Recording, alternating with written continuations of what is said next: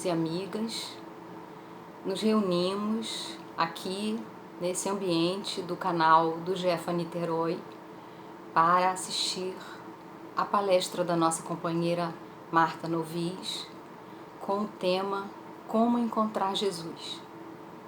Que possamos, ao longo da fala da nossa companheira, refletir e trazer, sobretudo, para o nosso coração, para as nossas mentes, o bem-estar que o Evangelho de Jesus é capaz de nos oferecer, com os esclarecimentos, com os conceitos, com a possibilidade de raciocínio que a doutrina espírita nos proporciona. Que todos possamos, nesses momentos escolhidos da nossa rotina, aproveitar para cuidarmos-nos bem, para tratarmos as nossas questões íntimas e também para que juntos possamos vibrar em favor do mundo, das pessoas que amamos, de todos com quem convivemos e, sobretudo, meus amigos, daqueles que sofrem. Para tanto, vamos orar, agradecendo por essa oportunidade nas nossas vidas e pedindo a Jesus esse amparo.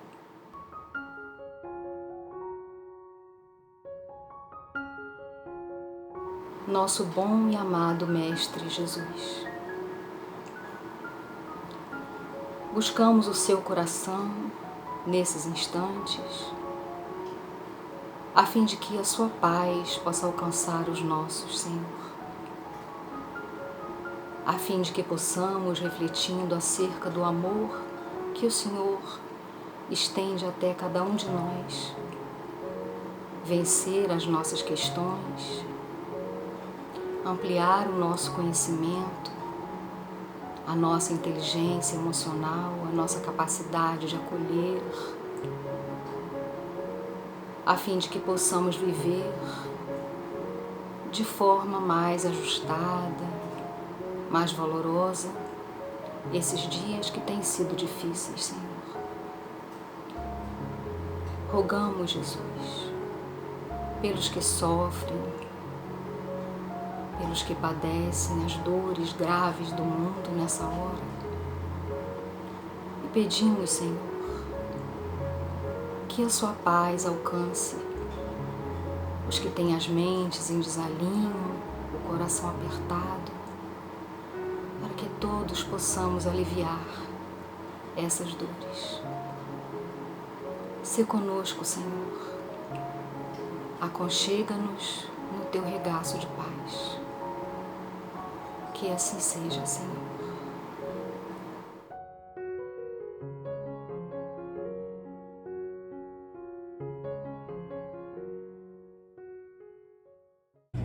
Bem, amigos, nós hoje escolhemos refletir acerca do tema Como chego até Jesus? E aí, fazendo esse questionamento, Emmanuel, no livro Vinha de Luz, através das mãos de Chico, tem um capítulo de número 11, cujo título é Abre a Porta. Nessa página, o benfeitor nos faz um questionamento. Pergunta Emmanuel a todos nós: por que não transmitiu Jesus pura e simplesmente o seu poder divino aos seus sucessores? E aí, quando a gente pensa nisso, a gente pensa que cada um de nós tem dentro de si o seu tesouro.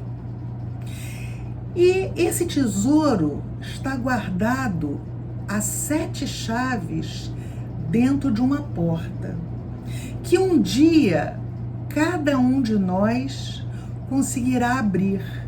E nesse dia haverá então a nossa comunhão com o Mestre Jesus. Eu achei muito bonito a forma, né? Linda forma como Emmanuel faz um comparativo da natureza conosco, homens que somos. Então ele diz que o Criador, ele oferece a semente, uma semente, o sol, a chuva, o clima, o campo, mas oferece também a defesa e o adubo, o cuidado dos lavradores e a bênção das estações do ano. Mas olha que interessante, apesar de o Criador oferecer tudo isso para que a semente se desenvolva, ela terá que germinar por si mesma, elevando-se para a luz solar. Aí o benfeitor vem nos dizer que conosco não é diferente, porque também nós recebemos o sol da providência, a chuva de dádivas, as facilidades da cooperação e o campo da oportunidade. Recebemos a defesa do amor e o adubo do sofrimento, o carinho dos mensageiros de Jesus e a bênção das experiências diversas. Entretanto, apesar de recebermos tudo isso, nós teremos que romper por nós mesmos os envoltórios inferiores, elevando-nos para a luz divina. Ora, por que não transmitiu Jesus pura e simplesmente o seu poder divino aos seus sucessores? O que será que Jesus espera de nós?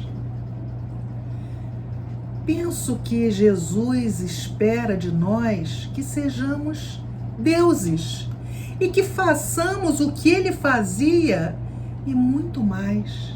Jesus jamais revogaria uma lei natural, a lei de liberdade e a do progresso, descritas no Livro dos Espíritos. Através de nosso livre-arbítrio fazemos escolhas, e através dessas escolhas nós vamos progredir ou não. A gente não pode nunca se esquecer que Jesus já foi como nós, tanto em nível intelectual quanto moral. E se ele chegou ao nível em que ele se encontra hoje, foi através das escolhas que fez ao longo de suas muitas existências. Jesus não nasceu pronto. Às vezes a impressão que eu tenho é que a gente pensa assim, né? Ele já nasceu pronto. Não. Ele trabalhou para evoluir. E por que será que ele não nos entregaria tudo pronto sem que a gente precisasse de esforço próprio? Será que a gente dá tudo pronto para aqueles a quem amamos e para aqueles que estão sob a nossa tutela? Sejam eles netos, filhos, sobrinhos, enteados, alguém que nos chegou pela via indireta? Será que é certo entregarmos algo pronto a essas criaturas? Será que essas criaturas vão dar valor àquilo que simplesmente estando lhes oferecendo, sem saberem o quão custoso foi para nós adquirirmos essas coisas que de coração lhes oferecemos? Será que dessa forma estaremos ajudando esses irmãos? Sim, porque apesar de entes amados, são nossos irmãos de caminhada. Será que nós os ajudamos a progredir quando lhes facilitamos a aquisição de coisas, sejam elas materiais ou espirituais? Cada espírito guarda o seu próprio tesouro dentro do coração. E isso está lá guardado a 7 chaves. E essa comunhão só vai acontecer quando nós resolvermos abrir essas portas secretas. Cada um de nós tem virtudes alcançadas através de nossas muitas encarnações, mas também nós temos muitos vícios, muitos defeitos a vencer. Quando será que a gente vai abrir as nossas portas? Aquelas portas que nos permitirão desfrutar da tão sonhada felicidade, né? Aquela felicidade relativa que nos será permitido alcançar. O que será que está faltando para que a gente abra essa porta que vai nos fazer exercitar o bem, que vai nos ajudar a sermos solidários, a vencermos preconceitos, a sermos fraternos? A doutrina espírita nos dá a certeza de que um dia essa porta será aberta. Quando? Só depende da nossa vontade e do nosso esforço. Como assim, Marta? Quando a gente vai ao Livro dos Espíritos, na pergunta 909, Kardec faz uma pergunta aos espíritos superiores, que eu confesso a vocês que quando eu li a resposta pela primeira vez, me causou espanto. Pela segunda, pela terceira. Acho mesmo que só com o passar dos anos e na medida em que a gente vai amadurecendo, a gente vai realmente entendendo aquilo que os espíritos estavam querendo nos dizer. E mesmo assim ainda temos uma certa dificuldade, uma certa resistência. Nessa pergunta, por exemplo, Kardec diz assim: poderia sempre o homem, pelos seus esforços, vencer as suas más inclinações? Kardec está claro, né? Cristalino. Eu posso, se eu quiser, eu posso vencer esses vícios, né? Esses defeitos que eu trago comigo. Olha o que os espíritos respondem: sim, e frequentemente fazendo esforços muito insignificantes. Até aí, tudo mais ou menos. Mas olha só o que eles dizem: o que lhes falta é a vontade. Ah, quão poucos dentre vós fazem esforços. Nesse momento, quando eu li isso há anos atrás, eu disse: mas como assim? Eu me esforço, eu quero melhorar. Não, isso está errado. E sempre que me batia com essa questão, fazia esse questionamento: será que isso está certo? Hoje eu confesso a vocês que vejo diferente. E acho que muitas vezes falta vontade, sim. A gente fala que quer. E eu acho que a gente até quer. A gente quer vencer. Coisas que a gente acaba se prejudicando, acaba prejudicando aqueles a quem amamos. Eu acho que a gente realmente se incomoda com essas coisas. Mas o problema é a tal da vontade. É a força que a gente precisa fazer para conseguir vencer essas más inclinações. É a perseverança. A impressão que eu tenho é que a gente dizia... Aí me lembra aquela dieta que a gente começa a fazer na segunda-feira e diz que tudo vai mudar, que a gente vai conseguir. Aí quando chega lá pela quarta, a gente já comeu alguma coisa que não devia. E aí, como a gente já comeu, aí a gente continua. A gente não entende que como a gente se predispôs a fazer uma mudança e escorregou num determinado dia, que basta no dia subsequente a gente retomar nossa proposta. Mas não, a gente simplesmente larga de mão. Então hoje,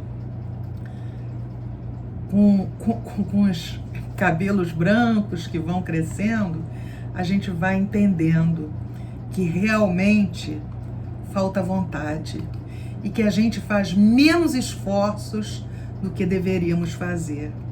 Aí fiquei pensando nessas coisas insignificantes, né, a que os espíritos se referem, e me lembrei, né, o que será que custa para nós, ao invés da gente ver um filme que excite as nossas emoções, né? Aí a gente vai ver um filme de terror antes de dormir. Precisa.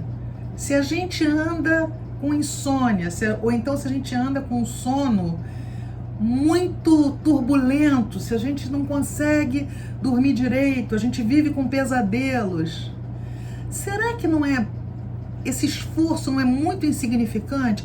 Ah, Marta, mas eu adoro filme de terror. Poxa, mas você precisa ver um filme de terror antes de você dormir? Não é melhor a gente relaxar para a gente conseguir uma noite tranquila, se é aquilo que a gente realmente quer? Pensei também em quantas vezes a gente percebe que os ânimos estão se alterando, seja na nossa casa, seja no ambiente de trabalho, muitas vezes até na casa espírita, sim. Aí o que a gente faz? Quando a gente percebe que os ânimos estão se alterando, ao invés da gente simplesmente sair, não, vou ficar quieto, vou sair, a gente acaba entrando na contenda. E aí aquilo que poderia ter sido resolvido, aquilo que poderia ter simplesmente sido extinto, a gente acaba por colocar uma pimenta extra, um fogo naquela fogueira. Então, são esforços pequenos, sim, que a gente simplesmente prefere não fazer, ou acha mais cômodo, né? E aí eu fiquei lembrando daquela comparação que Emmanuel faz da semente com a gente, e fiquei pensando que todos esses recursos, os recursos dos quais nós necessitamos, eles estão aí, à nossa disposição. E a gente não os utiliza, ou porque a gente não enxerga, ou simplesmente porque a gente não quer. Nossa pouca elevação moral ainda não nos deixa entender o quanto é importante a gente abrir aquela porta, aquela escondida lá dentro do nosso coração. Porque só dessa forma a gente vai conseguir aquele encontro com o nosso irmão mais velho, que é Jesus. Aí eu me lembrei de uma história que está lá no livro Céu e Inferno. Tem uma parte no Céu e Inferno que fala de espíritos felizes. Kardec entrevistou, a gente sabe que Kardec fez várias entrevistas, né? Ele evocou diversos espíritos e algumas dessas histórias foram usadas em suas obras. Então, lá no Céu e Inferno, ele compilou uma série, né, de casos, de histórias, e dentre essas histórias estão a dos espíritos felizes, e colocou ali para que a gente veja, né, para que a gente entenda como é que esses espíritos viveram, para que eles possam estar lá dentro desses espíritos, fazendo parte, né, desses espíritos felizes. E lá tem uma história da Condessa Paula. A Condessa Paula, em sua última vida, era uma mulher jovem, bela, rica, ilustre. e ela desencarnou aos 36 anos de idade. Mas era dessas criaturas tão boas. Sabe quando desencarna alguém que é tão bom que a gente diz assim: por que Deus retirou tão cedo essa mulher da face da terra, né? Porque ela era boa, ela era doce, ela era indulgente, estava sempre pronta a desculpar ou atenuar o mal que fosse feito a ela. Maledicência jamais. Soberba e orgulho não faziam parte do seu dicionário. Ela tratava aqueles que eram subalternos a ela com uma benevolência indescritível. Ela era tão preocupada com seus semelhantes que ela nunca atrasou o salário de um empregado. Ao contrário de muitos que achavam, né, e que acham até hoje, né, porque a gente precisa trazer essas histórias para o nosso dia a dia, que acham que podem gastar o salário de seus empregados porque precisam satisfazer alguma paixão. Muitas vezes uma viagem, um carro, um vestido novo. Depois eu pago meu empregado. Não, isso jamais aconteceu. O dinheiro, terminantemente, não era para satisfazer as suas fantasias ou para deixar de pagar aqueles a quem ela devia. Sua benevolência era inesgotável. E a caridade era algo que ela fazia, mas sem ostentação. Não, ao contrário. Só ela e Jesus seriam capazes de saber as lágrimas que ela secou e os desesperos que aquela mulher acalmou. Ela conseguia descobrir por detrás dos olhos das pessoas seus infortúnios ocultos e socorria com a delicadeza que eleva o moral em vez de abatê-lo. Porque nós temos várias formas de fazer caridade, né? A gente pode simplesmente fazer caridade, mas olhando de cima, fazendo questão de mostrar que existe uma diferença entre nós e aquele a quem estamos ajudando, ou a gente pode se fazer um igual. E aí a pessoa nem percebe que está sendo ajudada. Essa é a verdadeira caridade. E olha que interessante, por ser rica, seu marido ocupava, né, um alto cargo e dentro do lugar em que trabalhava. Por isso ela era obrigada a estar sempre organizando jantares. O que ela fazia? Não era miserável, mas economizava ao máximo naqueles jantares para poder sobrar mais, para que ela pudesse ajudar aqueles que precisavam.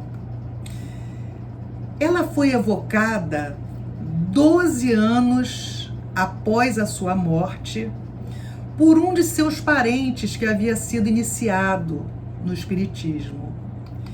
E olhem o que ela diz a ele. Ela diz que ela ainda estava muito longe do seu último degrau de evolução. E dizia que realmente ela teve uma vida, sua última vida na Terra, ela não soube o que significava um desgosto real, porque ela tinha tudo o que constitui felicidade para nós encarnados nesse planeta de provas e expiações.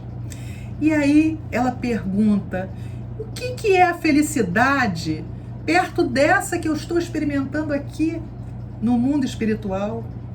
Em que assembleias de espíritos resplandecem um brilho que a vossa vista jamais poderia suportar. Enquanto vocês aí fazem passeios vagarosos com seus pés, aqui o que acontece são corridas através da imensidão, mais rápidas do que o raio, porque são feitas através do pensamento.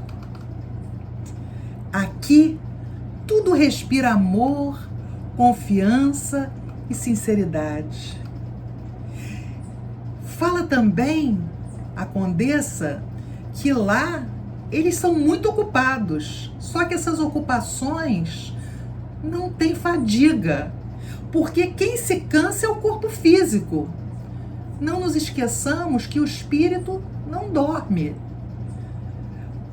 Quem descansa é esse corpo material, do qual nós precisamos para estarmos aqui reencarnados e para cumprirmos as muitas provas ou expiações que pedimos para estarmos cumprindo agora nessa vida. Então, ela nos diz que lá todos têm sua missão a cumprir, têm seus protegidos a assistir, seus amigos da terra a visitar, os mecanismos da natureza a dirigir e almas sofredoras a consolar. Que lá ninguém tem tempo de se entediar por um segundo. E aí ela diz que não foi sem lutas que ela chegou até onde ela se encontra hoje. Não. Ela diz que durante várias existências ela experimentou provas de trabalho e de miséria, que ela escolheu voluntariamente para purificar sua alma. E ela teve a felicidade de sair de todas essas provas que viveu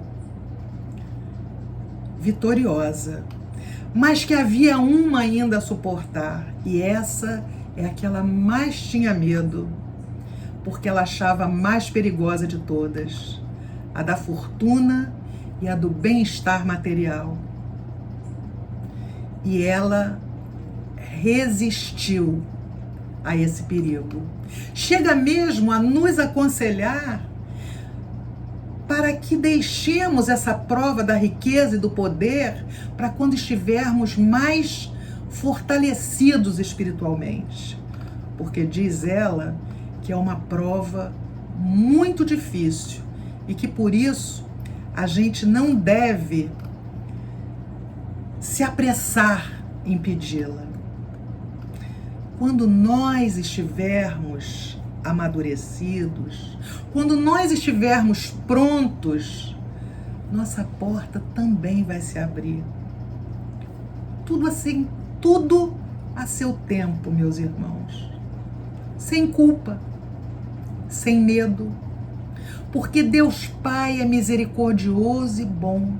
Ele tem paciência e Ele nunca desistirá de nós.